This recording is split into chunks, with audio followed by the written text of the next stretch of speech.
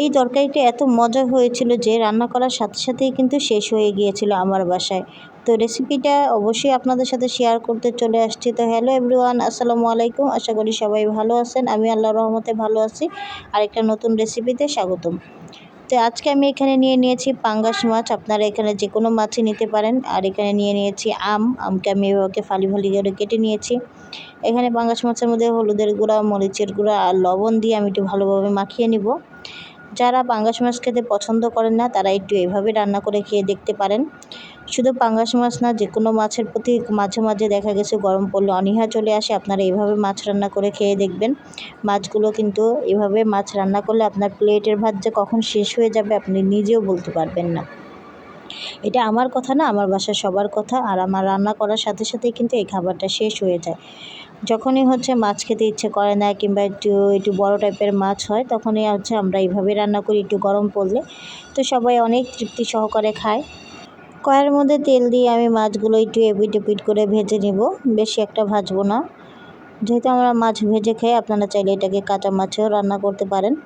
তো মাছগুলো ভাজা হয়ে গেলে তুলে নিয়ে সেই তেলের মধ্যে আমি পেঁয়াজ দিয়ে দিয়েছি। পেঁয়াজগুলো হালকা একটু লাল কালার চলে আসলে এখানে আমি দিয়ে দিব আদা রসুন বাটা,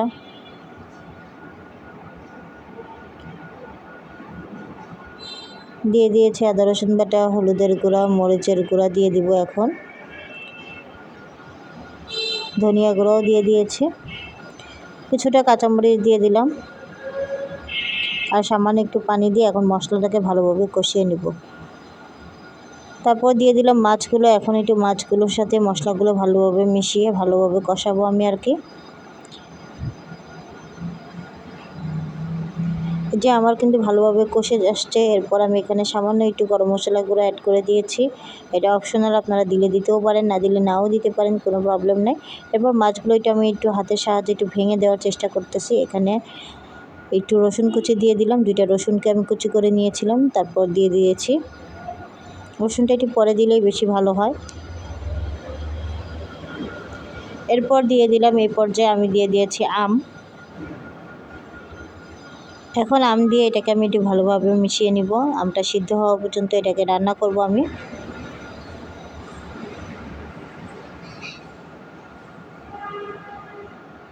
দেখেন খাবারটা এখন দেখতেই কিন্তু অসাধারণ লাগছে। আমি যখন ভয়েস দিচ্ছি তখনও আমার চোখ দিয়ে জিভে কিন্তু জল চলে আসছিল, মনে হচ্ছিল আবার একটু খেয়ে নিই।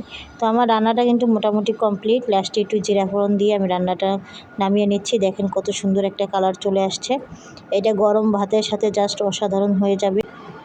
আমার রান্নাটা কেমন লাগলো অবশ্যই কমেন্ট বক্সে জানাবেন এবং একটি গঠনমূলক কমেন্ট করে যাবেন। সবাই আমার পেজের সাথেই থাকবেন। আল্লাহ হাফেজ। আসসালামু আলাইকুম ওয়া রাহমাতুল্লাহি ওয়া বারাকাতুহু।